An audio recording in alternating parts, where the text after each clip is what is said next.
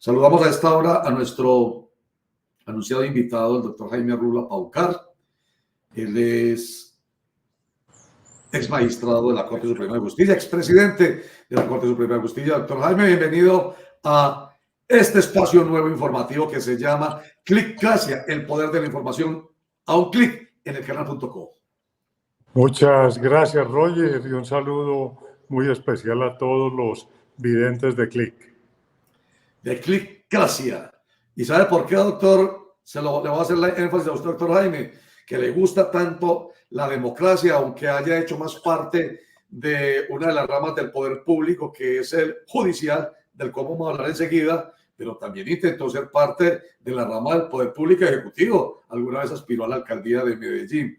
Y está de todas maneras en el mundo de la democracia. Es Clickracia, utilizando la palabra cracia, aunque no sea muy precisa, porque nos encanta aquí ayudar a entender que estamos en un estado social y democrático de derecho y que todo lo que pasa en este país debe hacerse conforme a nuestro estado de derecho. ¿Y usted qué es? Empecemos por ahí, ayúdenos con eso. Usted que es un hombre bien letrado, ayúdenos con eso. Hombre, la gente debe entender eso, más que opiniones, imaginación, creencias. Nuestro estado social y democrático de derecho es el que nos da el norte. Exactamente, un Estado social y democrático es un Estado que respeta la Constitución, las leyes como organización social de los ciudadanos y los gobernantes de una república. Es preciso e indispensable que quienes den ejemplo sean precisamente los gobernantes. Esa es la mejor forma de convivencia. No se ha inventado otra mejor. Las dictaduras acaban con los derechos de las personas y oprimen la libertad de los pueblos. Perfecta, ¿cierto, doctor Jaime? Hablamos de la democracia. Hablemos de la democracia. La democracia es precisamente la expresión popular en el gobierno, en los asuntos de la polis, en manejar su destino. Por eso demos cracia, pueblo en el poder, kratos. Oiga, doctor Jaime Arrula Paucar, a propósito pues de cumplir con lo que manda nuestra democracia, ¿debería la Corte Suprema de Justicia este jueves tomar la decisión constitucional y legal de definirse por una de las tres personas, mujeres ellas, que han sido ternadas por el presidente de la República de una vez por todas y evitarle interinidades en la Fiscalía General de la Nación al país? La Constitución no le señala a la Corte ningún término. La Corte debe elegir un buen fiscal, una persona que tenga profesionalmente capacidad para el cargo y sobre todo que refleje la independencia, porque hace parte de la rama judicial del Estado, según la misma Constitución. Si la terna que envió el presidente tiene unos candidatos que la Corte encuentre, reúnen esos perfiles, lo más seguro es que eso facilite una elección. Si la terna que envían los presidentes son de personas que no reúnen esas calidades o que son desconocidos y hay que empezar a investigarlos para ver si son independientes, para ver si son buenos profesionales, pues eso dificulta la elección. No es pues cuestión de la Corte solamente, es cuestión también de que el presidente de la República haga bien su labor al elaborar una terna. Hace parte del equipo de Clickracia, le pregunta al expresidente de la Corte Suprema de Justicia, Jaime Arrula Paucar. Oscar. Doctor Jaime, yo sí quisiera saber cuáles son los elementos, cómo se hace esta elección, cuál es el estudio, cómo se hace el estudio allí en la Corte frente a esta terna individualmente de los candidatos, cuál es ese proceso, cómo se reúnen, cómo es ese análisis.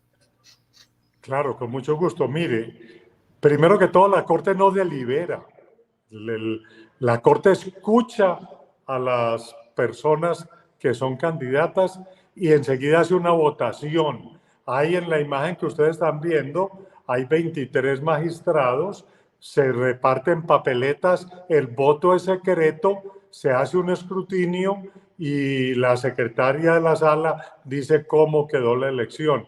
El presidente la puede poner varias veces, repetirla en varios días, en las sesiones ordinarias, en las extraordinarias, pero la Corte no se reúne, ni uno conversa con los demás magistrados.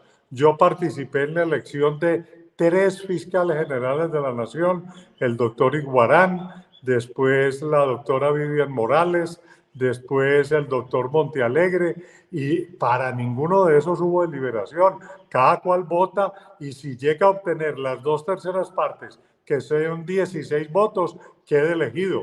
De lo contrario, no hay elección. ¿Qué pasa cuando se demora una elección? Quiere decir que la terna no satisface a los magistrados.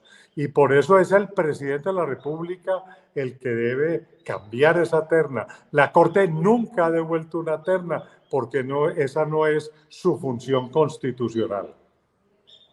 Jaime Arrula, ahora teníamos una conversación con un abogado penalista, José Ricardo Mejía, y él hablaba de lo que mencioné ahorita, que constitucional y legalmente la Corte Suprema de Justicia debería tomar la decisión de las ternadas este jueves, porque si alguna de ellas hubiese cometido un pecado, decía él de manera jocosa, después de haber hecho la primera comunión, el país ya lo sabría. Hablando pues de que son personas impolutas, personas probas, en fin. Esa es la postura de todas maneras de alguien y de muchas personas. Pero además le agregaban el elementico de si no lo hace, deja en la interinidad a una persona subyúdice, le pongo yo las comillas porque no la expresión no la utilizo yo. Y esa, si fuese así, esa interinidad con alguien subyúdice, alguien que no le genera confianza al país, o por lo menos a un sector del país, ello no debería de alguna manera también estimular, incentivar una decisión rápida de la Corte Suprema de Justicia. Por supuesto que sí, pero hay que aclarar varias cosas, Roger. Primero, vacío institucional no hay.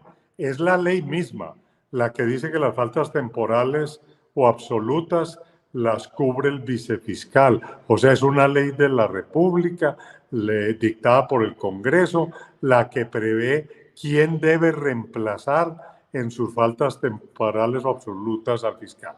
Segundo, indiscutiblemente aquí hay una cuestión política alrededor del actual vicefiscal, pero lo que usted dice, subyúdice, todavía no hay ningún proceso contra ella. Hay quejas, pero entonces sería muy fácil sacar a las personas del ring simplemente creando comentarios que pueden ser ciertos, pero mientras no haya una decisión que la parte de su cargo, ella es la que está llamada a cumplirlo. Sí sería muy conveniente que pudiéramos salir de la interinidad si a la Corte esa terna le da tranquilidad. Si no le da tranquilidad, se tiene que tomar su tiempo. Estamos hablando con Jaime Arrula Paucar, expresidente de la Corte Suprema de Justicia. Ahorita usted mencionaba a algunos de los fiscales que a usted le correspondió. Usted podría decirnos un poco para entendimiento, no para que nos metamos pues obviamente en las intimidades de esta alta corte, pero para entender un poquito, cuando llega una terna y un nombre, todos deben conocer esos nombres, los conocen de oídas, son lo suficientemente responsables para haber hecho una investigación anterior, no son los notarios de ustedes, permítanme, sus secretarios, los que toman la decisión y simplemente les pasan el concepto. En fin, desde ese punto de vista, para claridad nuestra, ¿cómo es ese proceso allá al interior? Estoy hablando un poco como la intimidad, perdóneme, pero usted me entiende a qué me refiero. Las hojas de vida se reparten entre los magistrados. Antes había una mala práctica, era que los candidatos pedían citas para uno hacerles una entrevista. Me parece que cambiaron a una mejor práctica, que es hacer una entrevista colectiva. Hay una presentación ante la sala plena de la Corte.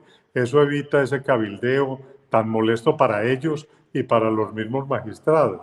Y enseguida se somete a votación, no hay más. Esa es, acuérdese usted, en el caso de Vivian Morales, eran Juan Carlos Esguerra, era el exprocurador Arrieta, y era Vivian Morales. Obviamente que conocíamos a esas personas por su trayectoria estatal. Cuando Iguarán era incluso viceministro del Interior, Montealegre había sido presidente de la Corte Constitucional. Es decir, hay ternas de ternas. Doctor Jaime, muy buenos días. Quisiera preguntarle, esta terna, sabemos que no la conoce el presidente, que no tiene pues ningún antecedente que la conozca, pero de igual forma hay algunos intereses del presidente en procesos, particularmente de su hijo, así haya sido él pues el que haya iniciado que lo investigaran, que investigaran al hijo y al hermano, pero eso puede ser, digamos, un tema en el que puede poner a dudar a la Corte el vínculo o la gratitud que genere. He sido insistente en todo el día, en toda la mañana con este tema, pero esa gratitud que genera al presidente al haber postulado dentro de la terna a cualquiera de las tres. Eso puede ser un tema en que la Corte diga, puede existir un punto en que ahí estemos todavía indecisos con cualquiera de las tres. Por supuesto, mire, yo la pongo a usted, piense que usted es un magistrado de la Corte y los ciudadanos que nos están viendo también tienen que elegir sobre una terna. Saben que hay procesos muy delicados que afectan al gobierno. ¿Usted elegiría a alguien bien cercano al gobierno sabiendo que el fiscal tiene que tener esa nota de independencia que señala la Constitución? Por lo menos eso la pondría a reflexionar, a vacilar. No es bueno hacer ternas para resolver casos y problemas que afecten al gobernante. El ternado debe ser un hombre de Estado, un hombre independiente, que garantice la justicia con toda la autonomía que ello implica.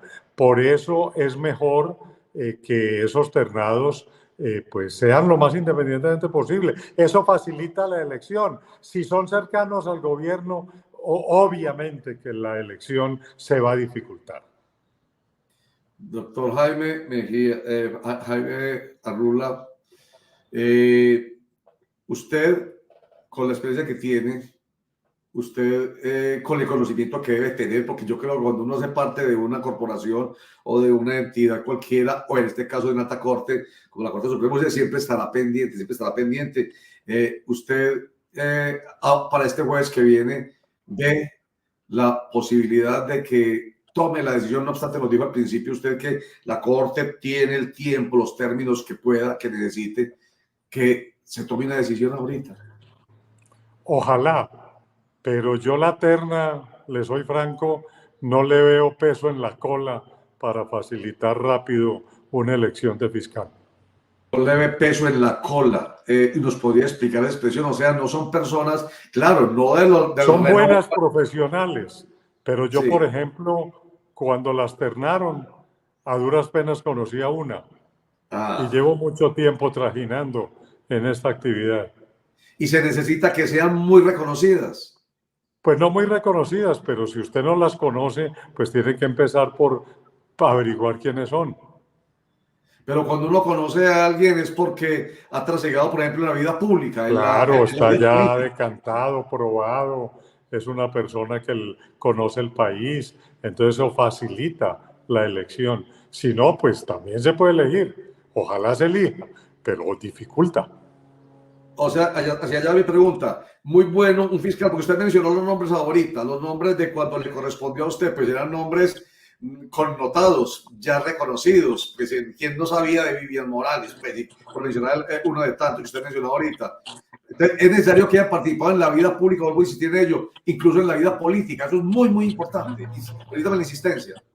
Pues no es indispensable, pero vuelvo y repito, si la terna es de personas reconocidas, ya aprobadas profesionalmente, solventemente, pues eso facilita. Si la terna es de personas que la Corte pues no ha tenido el suficiente conocimiento, pues tienen que empezar por averiguar quiénes son, cuál fue su vida académica, su vida profesional, hasta su vida personal. Es que un fiscal general de la nación, un magistrado de una alta corte, un presidente de la República, para poder llegar a esos cargos donde va a depender tanto la vida de tanta gente, pues deben ser personas por lo menos íntegras, solventes moralmente y con reconocida claridad en cuál es su tendencia, su pensamiento, su preparación. Eso es elemental. ¿Le parece prudente hacer un comentario sobre el fiscal general de la Nación que sale, Francisco Barbosa? Pues yo lo he dicho y lo he dicho públicamente, que el doctor Barbosa parecía más un actor político que un actor jurídico o judicial. Bueno, en eso está usted absolutamente de acuerdo con nuestro invitado de ahora, que nos ponía a preguntarnos eso y le decíamos, no nos pregunte a nosotros, preguntémosle a las personas que tienen la probidad suficiente para ello. Ahí lo dice usted. Y eso, mire lo que parece contradictorio, y eso es lo contraproducente. No pueden ser personas que en la vida política, o como decíamos ahorita, sean estrellas de la vida política, lo pretendan. No, tiene que ser estrellas de la vida judicial, de la vida esa en la que van a trabajar, que es en la fiscalía. Entonces ahí es donde yo vuelvo a insistir, o digo yo, que no necesariamente tienen que ser muy conocidos, pero bueno, usted dice que estas personas no tienen el suficiente peso en la cola, porque les falta eso. Pues no, a lo mejor lo tengan, pero eran personas, vuelvo y repito, Roger, que estaban en su vida profesional muy concentradas y de pronto para un cargo como el de fiscal general de la Nación hay que tener un poco más de apertura en lo que ha sido, pues para facilitar una elección, vuelvo y repito, no es que no se pueda, claro que se puede, pero se hace más difícil. Doctor, Roger, voy a tener que retirarme ya. por un compromiso. Lo despido. Una preguntita. Usted supo, porque necesito solamente el comentario final corto de un profesional como usted. ¿Sabe lo que está pasando en el Consejo de Medellín con la elección del personero distrital? No estoy muy enterado. Sé que pretenden reelegirlo y que hay oposición política a ese proceso de reelección, pero realmente no estoy muy enterado, Roger. Pero la pregunta general es, cuando se toma una decisión por parte de un consejo a favor de un candidato X, ¿se puede patraciar? Permítame la expresión. Hemos hablado que eso podría ser un delito tipificado que se llama prevaricato. ¿Qué nos puede decir al respecto? Si ya en la elección se había dado, no se puede echar para atrás. Ya quedó electo. Eso es parte de un acto administrativo complejo. O sea, ya puede haber incluso hasta conductas punibles. Así es. Jaime Arrula Aucar, ex presidente de la Corte Suprema de Justicia. Señor, como siempre, muy querido, muy claro. Muchas gracias. Con mucho gusto, Roger. Un saludo muy cordial.